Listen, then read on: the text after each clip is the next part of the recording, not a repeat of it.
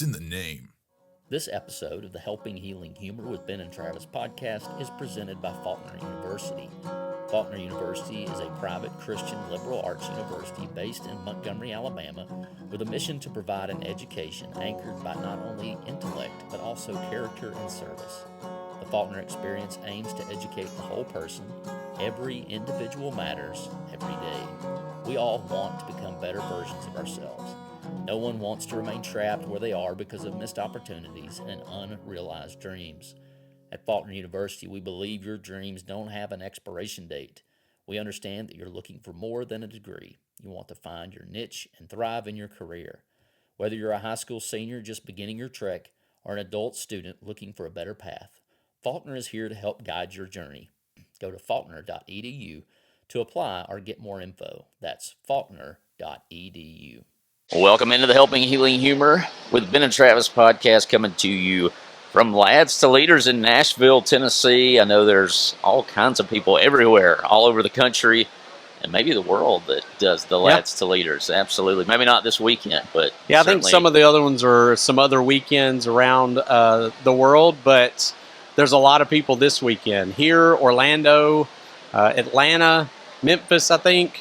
I'm not even sure all the locations, but we're in Nashville, and there is a ton of people here. Ton of people. I just really got here. I was up till 1 o'clock last night, spring formal, Riverside, looking all pretty and doing all kinds of fun stuff there. So if I sound tired, I am.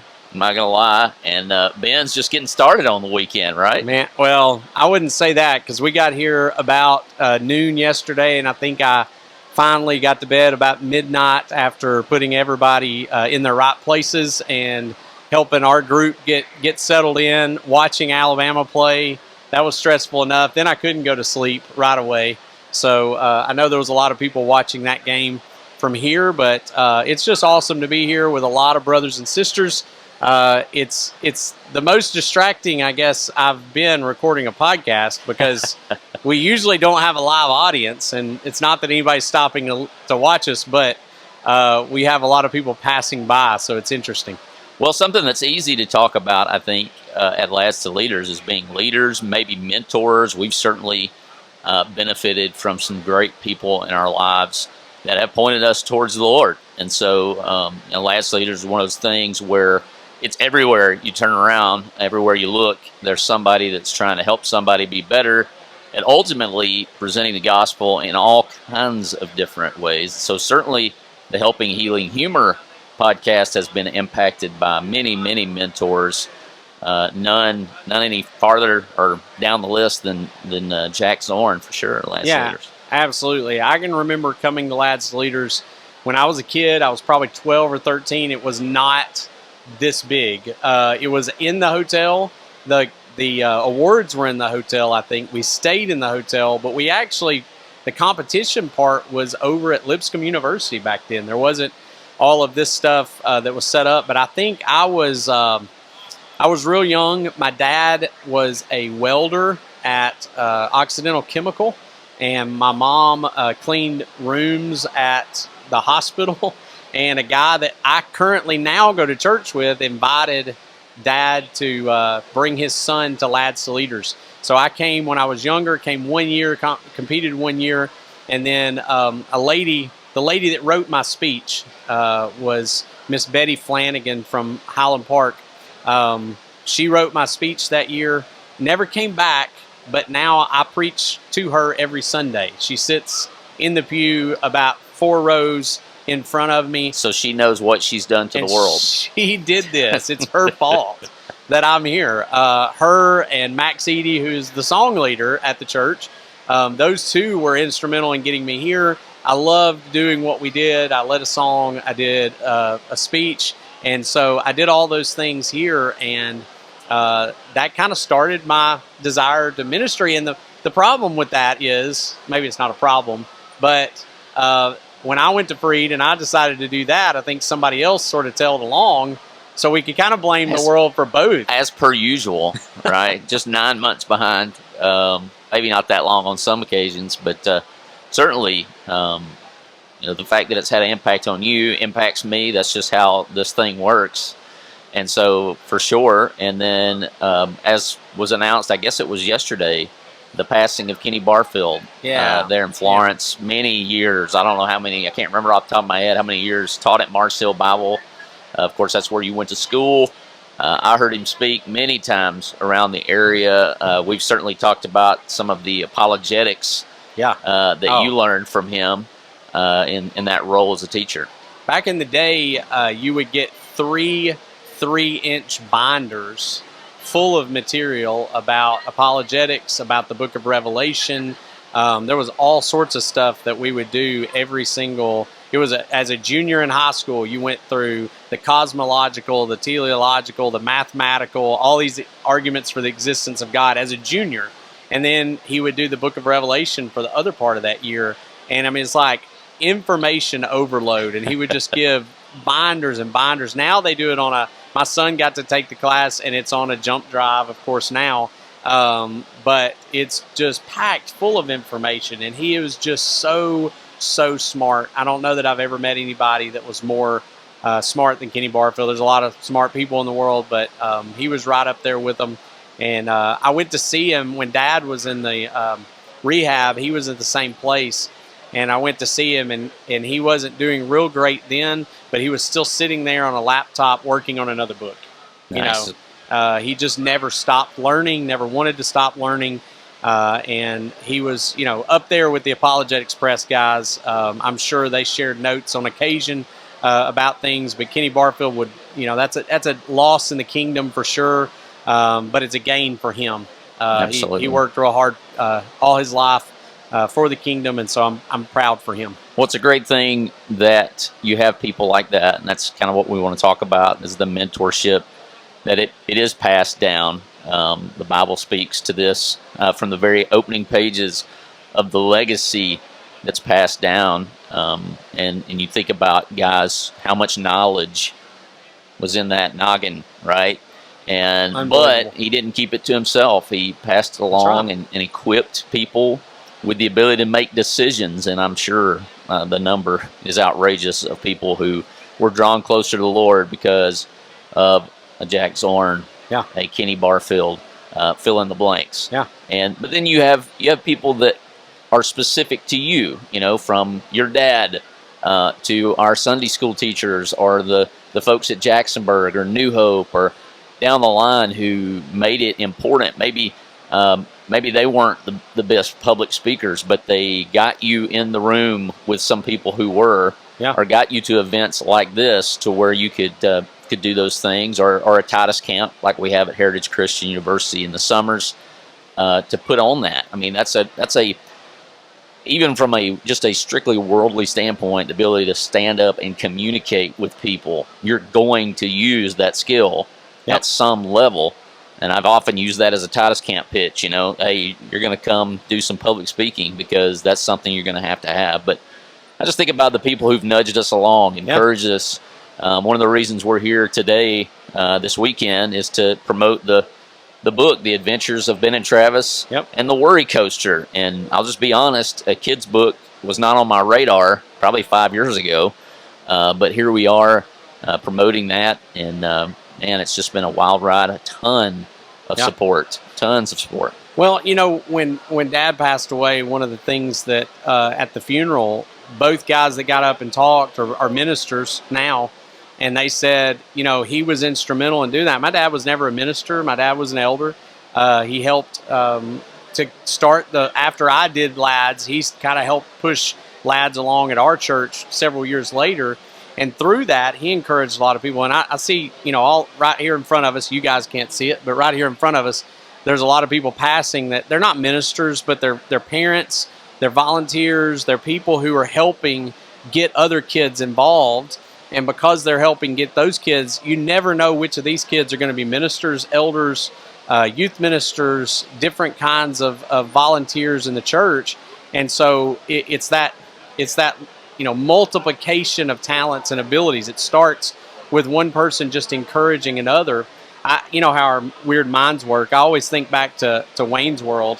When he says something in that movie, he's like, and so on, and so on, and so on. And it keeps like these boxes keep filling of all these people. And I think that's how it goes with the church. Paul said, I'm entrusting to you, Timothy, something I want you to entrust to faithful men who will entrust to other faithful men. And so I'm going to pass this down to you so that you can pass it down to the next generation, and that just keeps on multiplying. And so that's what Lads to Leaders is about. That's what CYC is about. That's what a lot of the things that we do through the years.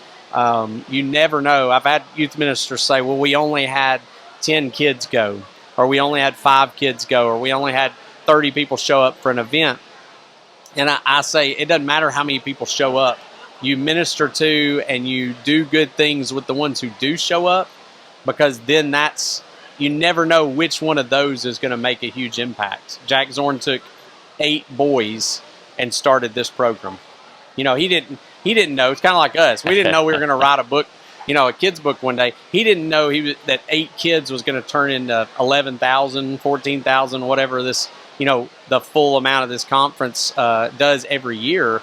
But from 8 kids going and visiting some churches to this great program, he never knew it was going to be that.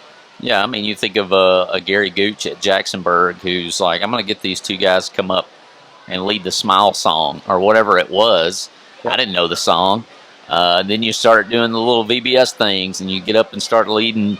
And then the next thing you know, somebody at Maywood's like, hey, you guys want to do the fun sing? Sure, we'll do the fun sing. And then it takes off, and whether you want to give credit or blame, here we are. But it is that one person that comes along and plants the seed, and of course that's a great parable the Lord gave us, planting the seed and understanding that God gives the increase. And so that's where it all starts, right? God's able to use what the world deems as foolish to bring about some amazing things. Could be a puppet program that some of our kids are about to start. I think we got about 4 groups doing puppets here in a minute, and we're going to go from one to the next. But it may start there, and those guys and those girls may become leaders in the church doing other things besides puppets. But it's got to start somewhere. Speaking of puppets, how long is it going to take you to get over there? Because not too long. We've got a 2:00 slot. I didn't want to. If you had to haul boogie from the other side of the whole thing, we might need to let you know. I think I've just got to go to the corner down here and go to the mezzanine. Whether that's up or down, we were debating that a while ago. But I got to get to Canal, so I think I'll be fine. Okay. It doesn't start till about 2:15, so we got a little bit of time to talk and to work on this. And we appreciate the Lot Network, I guess it is, that's allowing us to use this booth, and we appreciate that very much, as this is a really cool thing to be able to record live from Lads to Leaders. So much like CYC, we're here, and Jacob Hennigan, our artist for the children's book, is here. He's manning the booth right now because somebody has to, and he's done a great job. If you've not seen the cover yet, that's something you need to check out. I think we've been pumping it pretty hard, but who knows? I always get people going, you guys have a podcast? Yeah. And I feel like I wear people out about it, but we've had a few people that don't go to CYC. They're here. So we've had a few people going, I don't know what this is, but it looks interesting. So we've had some conversations, and so we appreciate whatever groups that were out there who put us on the scavenger hunt list, because a couple of kids have found us to take pictures for scavenger hunt. Appreciate that. That was pretty cool. And something you don't know yet. I'm going to give you a little piece of information you haven't heard. All right. He has the storyboard ready. He has the storyboard ready. The storyboard I did not ready. know that. I haven't even got to look at it yet, but it's at the booth, and he's got his little sketch out of what the storyboard's going to look like, and then he's going to start the drawings. So we're already we're cooking. That is fun. Yeah. Wow, yeah. I'm excited about that. I know. I'm ready to see that. Give you a little something to be excited about. Yeah, so man, that's phenomenal. That's good stuff. I mean, the guy's talented. He's super talented. Hopefully he doesn't listen to this so he doesn't get the big head. But exactly. He's talented, and he's probably at this point second guessing getting into this partnership with us, but we're not going to let him off the hook anytime soon. But yeah, the book was an idea that I think you've been working with kids at Mars Hill Bible School. You've seen some pretty awesome books. You've shared some of those with me. We thought, hey, we can do this. We've had plenty of adventures growing up.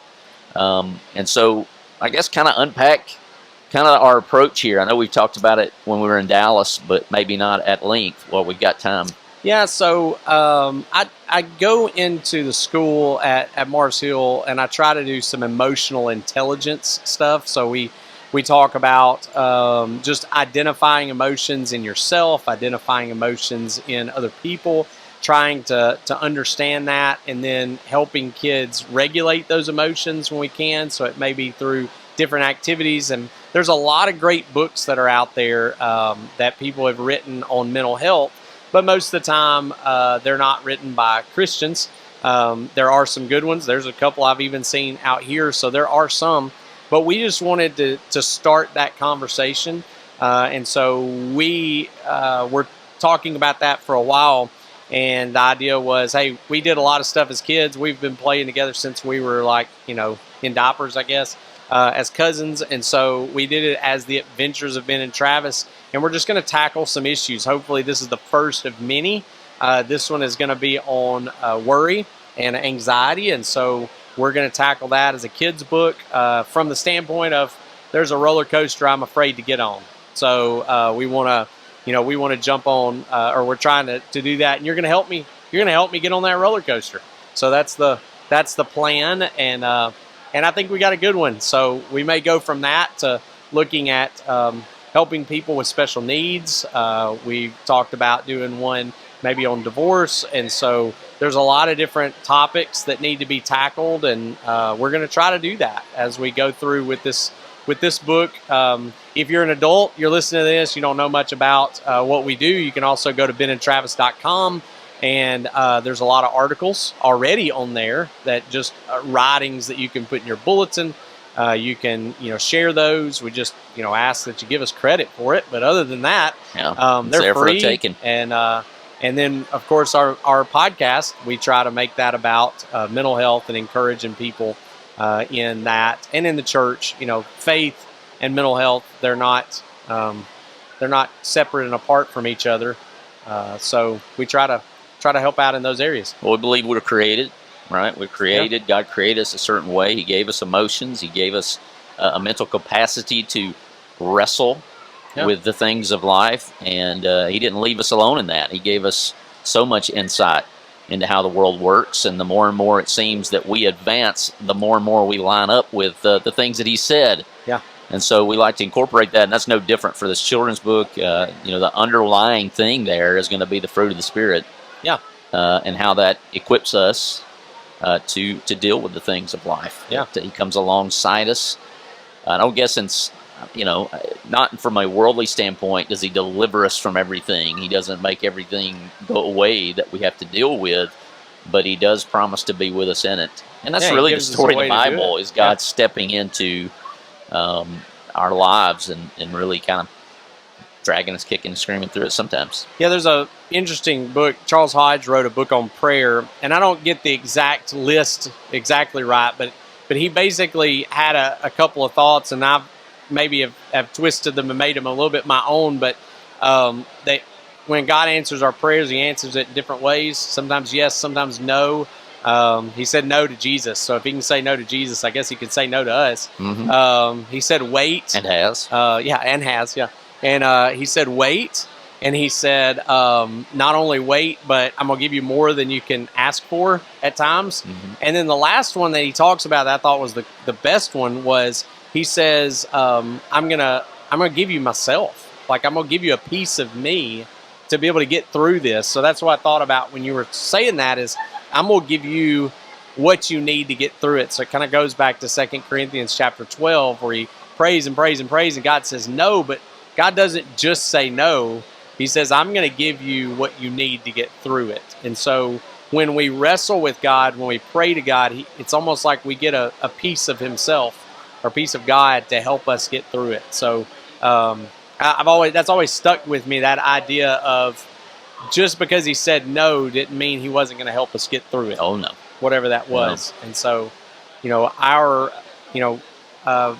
we are made perfect through our weaknesses. He helps to perfect us even through those weaknesses. And it's something we all have. We all have a weakness. Yeah.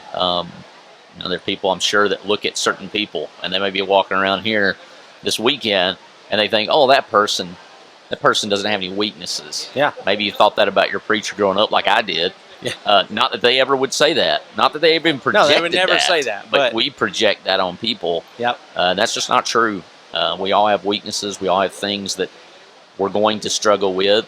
And sometimes it's, even if it may be our only weaknesses is we don't acknowledge that we have one. Can sometimes be the biggest weakness we have. That's probably the biggest one of all, yeah. Yeah. Yeah, and when we admit those weaknesses, then a lot of times we find strength in them. And so that idea of we're fellow journeyers. And so there may be a day that I'm struggling, that I need you, and there's a day you're struggling and you need me. But even as a counselor, there's a need for me to sometimes lean on somebody else, because Absolutely. It's really tough to get through things sometimes. Or maybe there's a night where we're both up past midnight, and then we have to be on a podcast. We get to be on a podcast, excuse me. Right here in the middle of madness and mayhem here. Yes, and but we do. I think that any preacher, anyone who's trying to teach anybody anything, this podcast, and it really started, did I say 5 years ago? Yeah, 5 years ago yeah. this thing started. Crazy. And it started, the first couple episodes were about our struggles and the things that we've been through. We've certainly shared over the last 5 years spiritual things that we've struggled with, sin that we've faced in our own lives, and that God has helped us overcome and assisted us in. So that's really what this thing's about, is sharing the stories that people experience, sharing the things that we've experienced, and how God has showed up and shown out to get us through them. Well, and I walk through here, and I've run into a lot of people that we went to school with, a lot of people I've went to church with, a lot of people who've mentored me. Saw Doug Jackson. Shout out to Doug Jackson, who is both of our mentors, was our youth minister growing up. I've run into several people from Petersville, where I ministered, some people from Eva. I mean, just people all over the place that have meant something to me through the years. And but I also have run into people that I know have struggles, but they have struggles, I have struggles, we help each other, and that's the beautiful part about being a part of the church, being a part of this community, is that when I need help, there's other people there to lift me up. When they need help, hopefully I can be there to help them be lifted up. I think the cancel culture has accentuated, not to get too political, accentuated the want of the world, the want of Satan to pile on. Yep. And the last thing that we need to be doing, we need to be teaching truth. There's no doubt about that. Truth, what's wrong, what's right, what's sin, what is not pleasing to God. But when that person shows remorse, we are to come alongside that person to actually rejoice as the angels rejoice in some shape, form, or fashion. And there's the difference of the world. The world tells you that, once you mess up, it's over. Yeah. And, that's a lie from Satan. And Jesus said grace. Yes. Here's grace. Grace and truth. Yeah. So when, the definition we always heard is grace is receiving something you didn't deserve. But mercy, I guess I should have said mercy, is the part of not getting something you do deserve. Mm-hmm. So there's been plenty of times, I guess, that we deserved to have the book thrown at us, and we had mercy. And then there's times when God gives us a whole lot more than we deserve, and that's the grace of God. Yes. And that's all because of the love of God. So all those things are really important and special to us. So now, as I was sitting here, somebody walked by, and that's the beauty of this, right? There's plenty of things that people that walk by and kind of trigger your memory, for sure. Steve Russell in the house. But I remember coming, one of the last times I've been to Lads, I hadn't been in a few years, and it was the best handlebar mustache I'd ever seen. Yes. At Lads. And I remember that, and then I got off the elevator, and I guess it was in this area, maybe they've moved it since then. Get off the elevator, I walked through, there are people everywhere. It was more packed than it is currently right now. We're recording this on Friday, so I'm sure there's still people on the way to the convention. A lot of them are at Puppets right now, probably, or starting. I walked by Greg Maddox. He walks by me. He's going the other way. I walk by him, and it hits me like 5 feet by. That was Greg Maddox. That's crazy. And the most insane thing is no one else noticed. Like no one else. And I'm thinking we're like on that borderline of Atlanta Braves country and St. Louis Cardinals. Yeah, that's but right. even the Cardinals are going to know who Greg Maddux is. And he just walks by. And so it made me like question myself. Like, there's no way that's Greg Maddux. He just walked through here and not a soul is spoke to him. Yeah, talking to him, asking for an autograph. That's wild. I think he may have had a hoodie on, and so that helped. But those are two things that stand out to me. I guess the last time I was here was with Stony Point as a competition. Yeah. And I can remember seeing some of those guys speak, and they're probably all, married and have kids of their own now. So yeah. Oh yeah. Probably bringing kids here now. Absolutely. Yeah, because I've got that girl. I've already seen a couple of, well, some of them are in our group still, but see the Stutz family walking through there. Drew just won the NAI National Championship with Freed Hardeman. A lot of basketball this week. Yeah, I've watched all kinds of good basketball. Way more basketball than I'm used to in March. We're both Alabama fans. Yeah. We're not used to playing around this time of year. Yeah. Usually we're done fairly early at the latest, usually like this last weekend. Yeah, that's about it. But wow, they won. But shout out to Freed Hardeman. Yeah, that was awesome. Gritty win, 10 points in 50 seconds of game time, something crazy like that. Just gritty, from tough. behind. Yes. It was solid. So, yeah, that was awesome. But I guess what we were saying was I've got kids in our group that are, the kids of my youth group kids. When I was at Highland Park, I've been there 16 years now. And then I've seen some other kids from other groups that have been a part of, Petersville and Eva and other places where they were in my youth group and now they got kids here. So that's really wild and crazy for that to be the case. I feel like this is the closest we'll ever get to being on College Game Day. Yeah, there are no signs, and no one's yelling anything at us or no walking large, in the background. So that's probably good. Most people are ignoring us. That's so it's not. We're used to that response, except for when we see somebody we know, we might get a wave out of them, and that's about it. No, they're just afraid of the cameras. They're like, "Where are the cameras?" And want to stay away from that.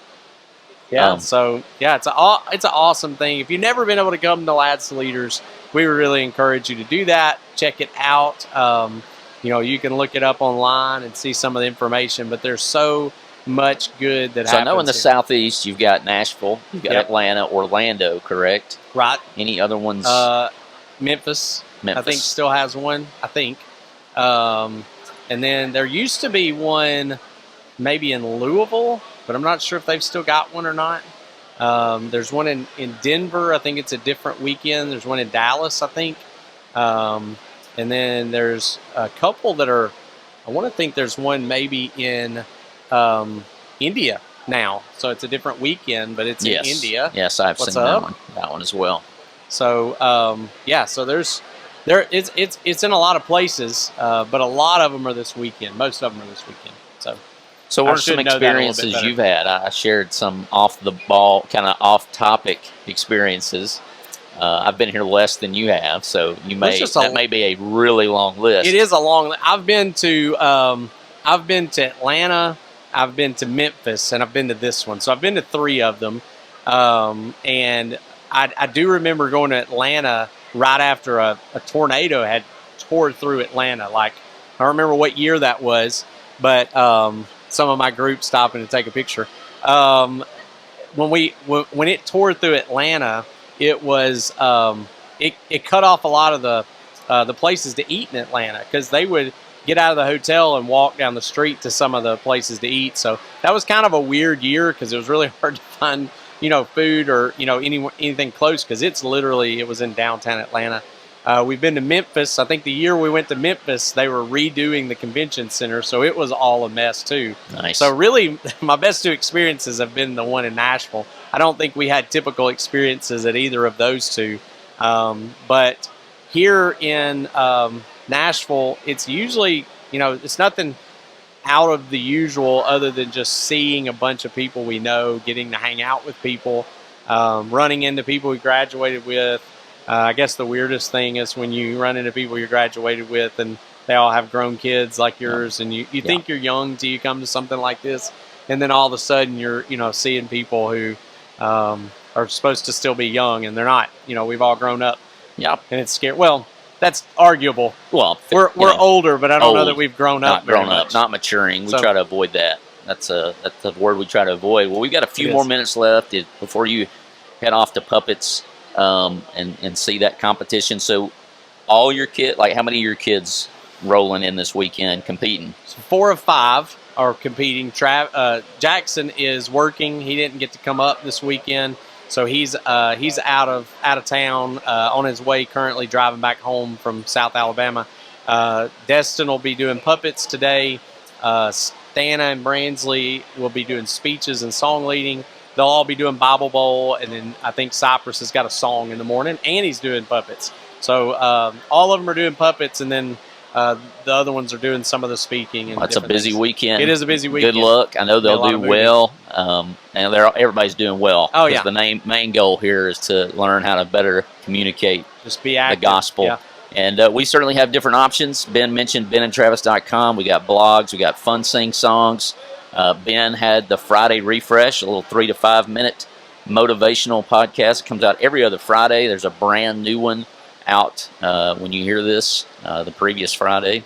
And then right now we just wrapped up the good old-fashioned Dislike, which is just a little fun. It's always football. Fun. I really hate that it podcast. wraps up. I mean, it's one of those. It's fun. I love listening to what you come up with that. It's not really religious in nature. Well, if Bama hits the Final Four, I may have to do one, which I probably just stop that from happening. But nonetheless, you look out for that. But we did do a March Madness, but all kinds of good content. Once again, The Adventures of Ben and Travis and the WorryCoaster, pre-order now. Yep. If you do the producer, you get your name and the thank you page on the back. I think we have one of those this morning. I think somebody did that again. So. Excellent. So we'll talk to you later. Hope you have a great weekend, Ben. LadsToLeadersIsTheBomb.com. Yeah, enjoy yourself in Nashville the next couple of days. So what's up, Mr. Cody Peary? What's up? I'm now officially famous because I see the two good guys. So he's right here. He may got on the end of the podcast there. So you never know what might happen. All right. Thank you, guys. We appreciate it.